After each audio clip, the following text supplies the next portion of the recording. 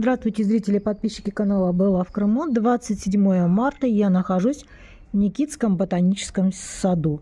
Сегодня здесь открылась ежегодная выставка «Парад тюльпанов», которую назвали «Романтика крымской весны».